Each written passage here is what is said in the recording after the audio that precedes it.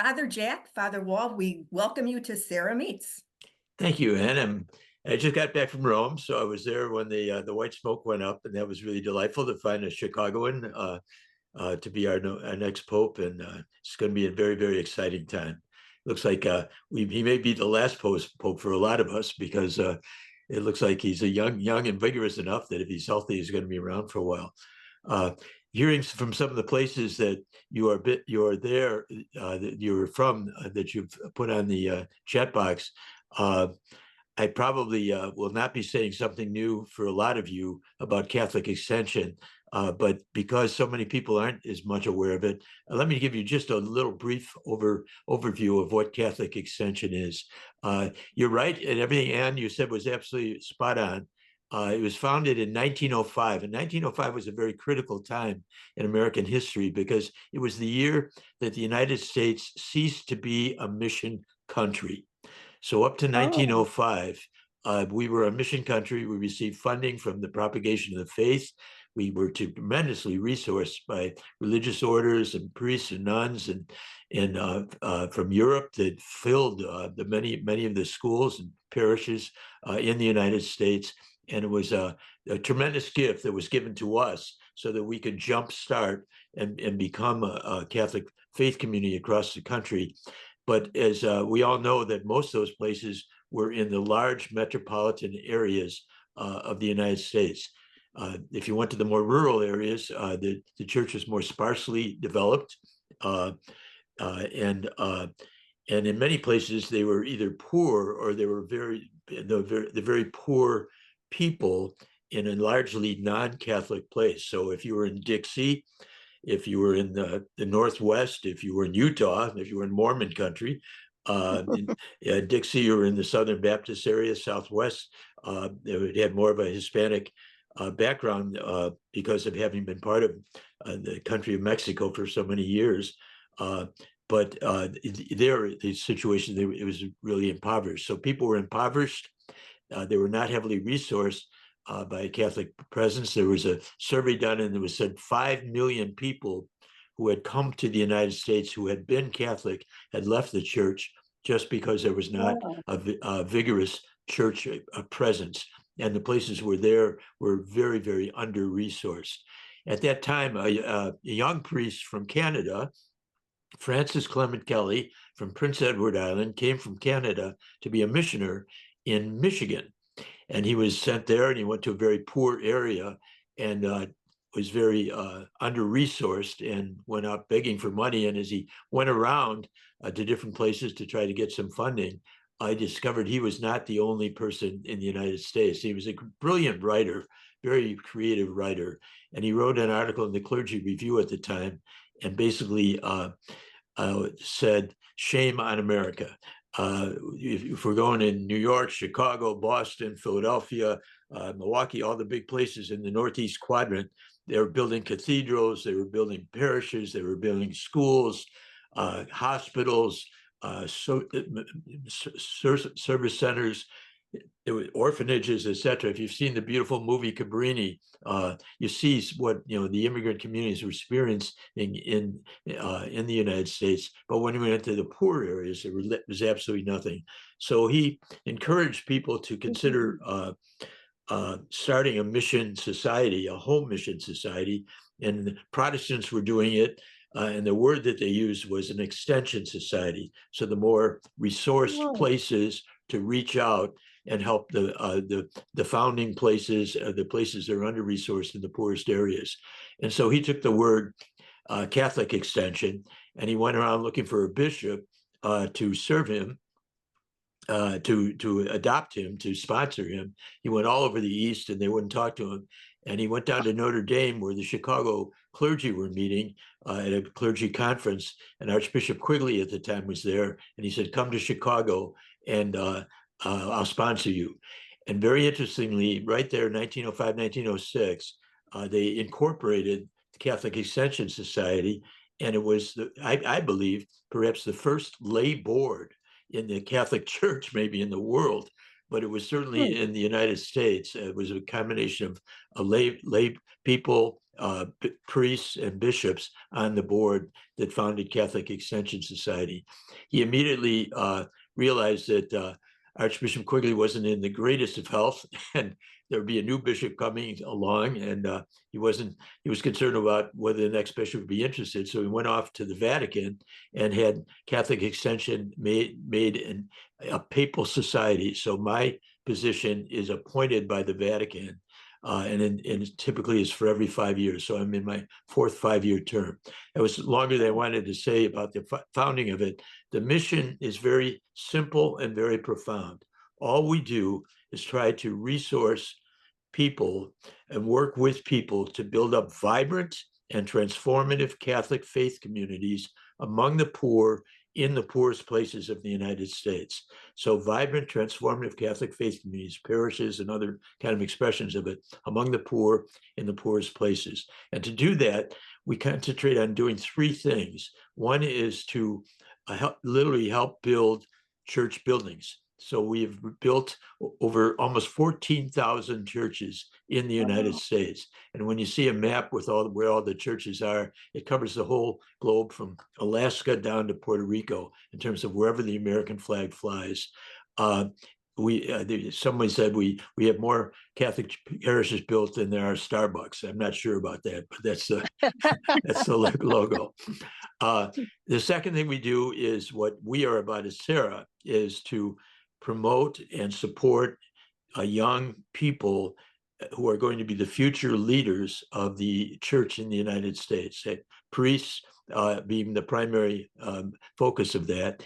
And the third area is to support the ministries themselves. So it's give us a place to stand, we'll move the world, find us some good young leaders, and help to support the programs and actually the young men who have become priests. Now, how do they exercise their priesthood, and how can we support them as well? So presently, we support between 400 and 500 young men studying for the priesthood in the United States. Wow. And it's about a $2 to $3 million commitment that is made every year, depending on the numbers. So that's the reality. On the vocational side, one of the fascinating things for me, being from Chicago, is how vibrant the church is in promoting vocations in the dioceses we serve. So for years, the Chicago priests, there were so many priests, some seminaries studying for the priesthood in Chicago that they literally flunked out the bottom 10% of the class. And the basic message was, we don't need you. Well, it wasn't that bad. It was just that, you may have a vocation to the priesthood, but it's not for Chicago. And so one of the first trips I ever took to Montana was a very discouraged Monsignor who had been basically kicked out of the seminary for no other reason than that we had too many seminarians, and he was so he was not too happy about Chicago, but they supplied so many of the priests in these mission dioceses. So that vocation-wise, it's very, very good. I think the reason for it, as I read it, is in the middle-sized dioceses of the United States and in some of the poorest places, they're not exactly the same. There is a stronger desire to be a Catholic Christian. And I think part of it is people are really close to the church. The dioceses we serve, there's a couple of things that are very obvious. The people themselves are young. So looking around, as people's faces are flashing, we've got a lot of gray hair, and we've got some gray hair covered. But when you go to churches in the larger dioceses, it's not uncommon to see often a large proportion of people that are in this more seasoned Catholics. And places we are, it is heavily young people, young families, young couples, young kids. It's a youthful church, but they happen to be poor. They happen to be what we would consider a minority, although that's becoming less a truth. But it's the often first and second generation people in the United States. But that's not totally true. We're in Appalachia. I heard Kentucky mentioned, things like that. but they're very, very strong workers. Everybody works. It's not a welfare community.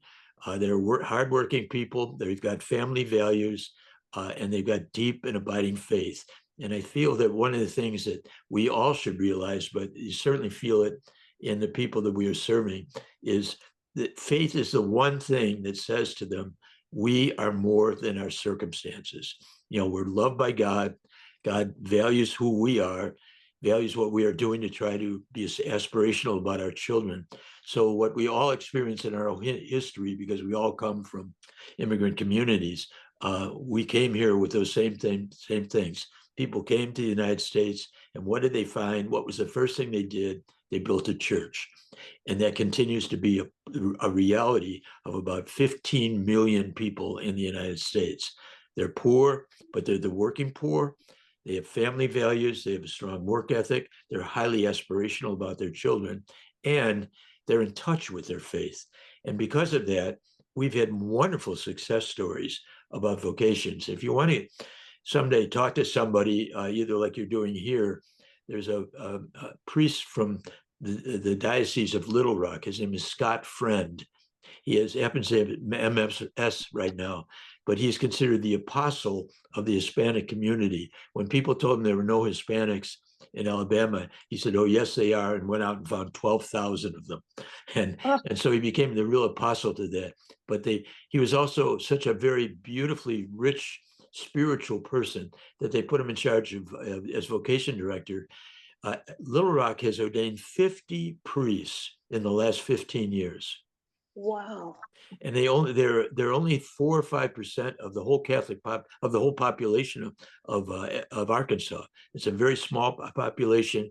It's kind of the Catholic community in the South in general has a very strong sense of identity because they are the minority religious community. But people are very close to the church, and they've been really calling wonderful young people to the priesthood, and they're really fine people. Another wonderful place is Yakima. There's a Bishop Tyson out there, and it's a primarily agricultural community in Washington.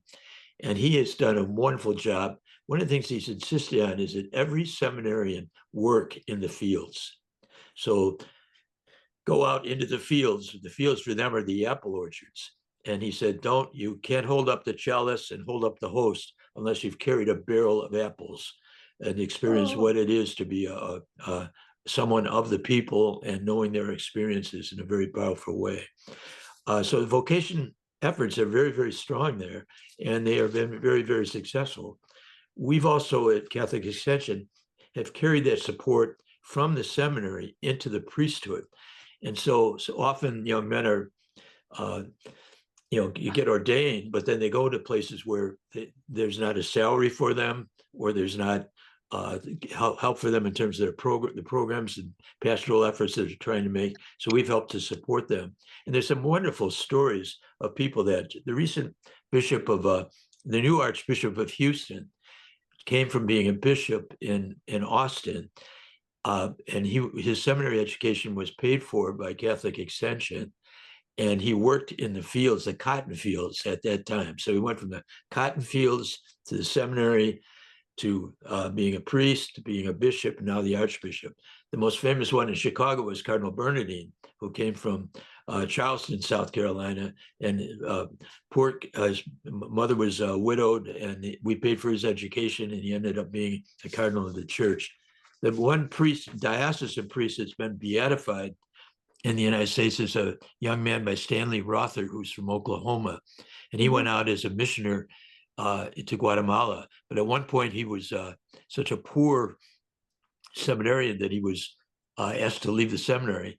But somebody believed in him and kind of worked with him, and he went back. And again, we paid for his seminary education, and he was martyred in Guatemala at a particular time. And we've also helped build a seminary in part of our history when Mexico was under tremendous anti-clericalism and of the revolution that occurred in the 20s. And we actually built a seminary in exile in Texas while that was going. So we are very deeply committed to the formation and the vocation and work and the seminary work that goes on in some of our best seminaries, none of these dioceses we serve has a seminary. In fact, they don't even have, very few, a handful have a college. So they really have to go out of their communities to get seminary education. And so they are supplying the seminaries, the present seminaries with students from our mission dioceses. So that's enough background. I'll be glad to talk, and any questions or things you'd like to decide. So we're 86 of the 196 dioceses in the United States. And one of the key things we're doing is future young leaders, and that's not just priests. We're also supporting and paying for the education of many young adult men and women who go back to their dioceses and serve in youth ministry and campus ministry and religious formation and other efforts. Father, we had a question. Someone wants to know, is there a presence of Catholic Extension in Appalachia? Yes, we're in Eastern Kentucky, um, and then Tennessee and Knoxville, where they just had those terrible floods, drifting into Georgia and to the Carolinas. The interesting place, we were in Virginia, but they've been doing well enough that they don't need our help. The interesting place is we're not in West Virginia. Someone from Texas or Oklahoma left the Diocese of Wheeling oil wells. So even though it's one of the poorest places, they're financially in good shape. They don't really need funding from outside. But the 86 dioceses we serve can't make it without support from outside. So if you're in a local diocese, often there are twinning parishes and things like that within the diocese to help the handful, or maybe the third of the dioceses that are financially in need, but there's enough support and resources from the diocese itself to take care of their own poor. But the dioceses we serve are so the biggest portion of the population is poor, and there is not enough support from people that are of affluence to keep them going. So we go to the poorest places and serve the poorest communities. Someone else asks, this is from Kentucky, from Louisville, what is the main source of your funds? It is primarily, well, there's several layers, but historically, it has simply been done through direct mail. And it was one of the first places that really used direct mail for many, many years. So they also had Extension Magazine, which at the time was sold. One time it had 800,000 subscriptions, and it was done through parish schools and things like that. And it was like the Catholic Saturday Evening Post, and a very, very popular magazine. Now it's a quarterly, and it served for it's a stewardship opportunity. So if anybody sends us $25 a year, they're on the thing for the magazine. It's also on social media if you want to just pick it up. But that is one whole source, and we literally have tens of thousands of donors that connect to us through direct mail. We also have major gift donors. So we have a whole crew of major gift officers, of people that give us, we kind of figured like a pledge of $25,000 at $5,000 a year. There's a middle group of people that give us $1,000 a year and are part of our 2x2 society. It's an effort in which you kind of say, Christ is sending us out 2x2. We've got some missionary there in the United States that's doing all the heavy lifting, but he can't do it alone. So they kind of adopt a priest or nun or whatever to do the work at $1,000 a year. And then we've got some major foundations that have been very supportive of our work. We get no government money. Like Catholic Relief Services gets all government money. It's $1 billion a year or more to do. The government, the U.S. government has said to Catholic Relief, you can do this better than we can. Catholic Charities is heavily supported by state governments and local governments, besides their own charitable efforts. But Catholic Extension is strictly through private donations. Are the number of mission dioceses increasing or decreasing? It's kind of stable.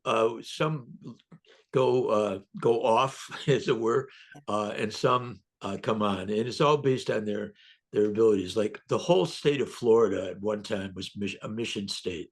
It was one of the most impoverished parts of the United States, and then they developed air conditioning, and it changed that state completely. And so we you could go all through Florida where churches were built by Catholic Extension at one time, and now they can't fit they got to build up such huge places because so many Catholics have retired down there. California and Texas both have very affluent communities, state dioceses, but Fresno was mentioned. You know, wherever you're in the great, beautiful agricultural center valleys of California, Catholic Extension is there. And when Texas, we're along the borders and we're in the Panhandle, but you know, we're not in Houston, Dallas, Austin kind of stuff. So it just depends on where you are and where the population is. The poorest places and then some have changed, like a lot of the manufacturing belt, places that once were vibrant places, but places like Youngstown, Ohio now, or Steubenville, Ohio, they're getting support from us. So it goes both ways. Interesting. Hmm. Someone asked a question, and I think they don't understand. If they ask, have dioceses left the Extension Society? So, Yes, it's the same thing. So some of okay, them have, yeah. yeah. So one recent one for many, many years, San Antonio was a mission diocese, and recently is ceased being one because they've got enough population, enough job base, and everything else, and more people moving into that area. So that would be one place that was at one time and is no longer. Okay, so it's not that they're leaving, it's that they all of a sudden have the resources to be a little more self-sufficient. Exactly. Right, okay, good. Covington, Kentucky was at one time. Oh, sure. Yeah, but in fact, it doesn't sound because you're so aware of the horse racing and things like that. But Lexington is a mission diocese because it is Oh, most of the eastern Kentucky area, the Appalachian areas. Okay, hmm. I'm running out of time, so I'm gonna take one last question, and it's this one here. What is your experience with women religious vocations in mission dioceses? Increasing or what particular challenges? Well, I'll tell you right now, there are many, many women religious who are the absolute evangelical leaders in the dioceses we serve. And many of them are women who could very easily could be back in the mother houses, but they're going to die with their boots on. There's some iconic people that are just elderly but vibrant, and they are leading the church. Having said that, we are also have a beautiful program sponsored by, believe it or not, the Hilton Foundation, the Conrad Hilton Foundation, who love women religious. He always says his whole career is based on it. And we have about 100 women who are coming from Latin America for 5 years. In that 5 year time, we are guaranteeing that they're going to get a master's degree or a bachelor's to higher education degree to go back. And they've gone back to Latin America, often leading their communities. But they've been coming here, touching the lives of hundreds of thousands of people. So there are young women there. There's a lot of young lay women that we are supporting the education of. But the sisters, it's some communities are new communities are being formed and doing very, very well. Great. But thank you so much.